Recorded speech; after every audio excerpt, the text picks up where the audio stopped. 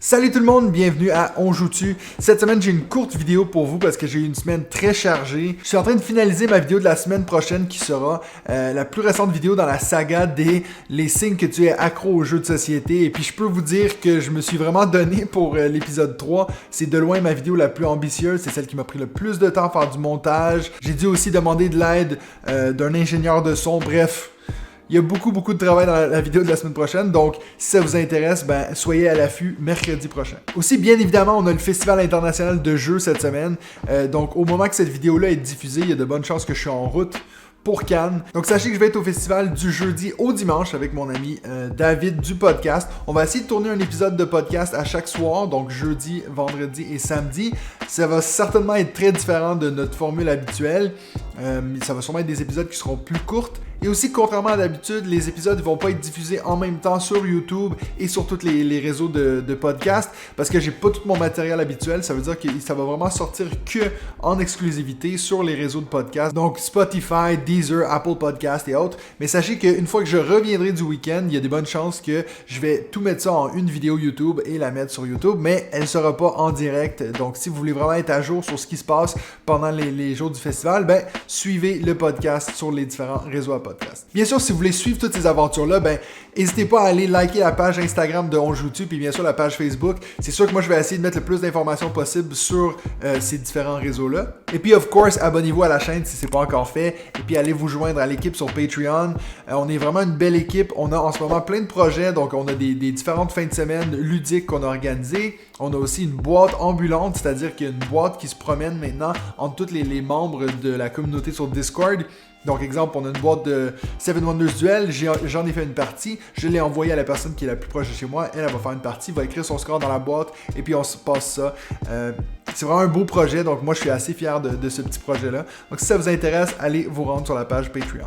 Et puis pour finir, je me dis que ça pourrait être intéressant de vous donner mes pronostics pour les As d'or de cette année. Donc pour la première catégorie qu'on a initiée, Nouvelle Contrée, Living Forest, Oltré et puis Welcome to the Moon. Ah non, pardon, je me suis trompé. Sachez que je n'ai pas joué à Oltré, j'ai pas du tout aimé mon expérience à Living Forest et j'ai adoré Nouvelle Contrée. Donc c'est peut-être un choix un peu biaisé, mais moi je pense que Nouvelle Contrée va gagner dans la catégorie initiée. En plus que c'est c'est une façon très nouvelle de jouer à des jeux. L'idée d'utiliser nos livres pour jouer, je trouve que c'est quelque chose qui est très innovateur. Donc je pense que on va les récompenser pour ça. Ensuite, pour la catégorie expert, je n'ai pas joué à Iki et puis bien sûr j'ai Narak et Dune. J'ai vu beaucoup de gens sur les réseaux sociaux parler de Dune Imperium. Je l'adore, j'adore ce jeu, puis j'ai une préférence à Dune sur Narak, mais je vais avoir un petit choix controversé. Je pense que Narak va gagner cette année.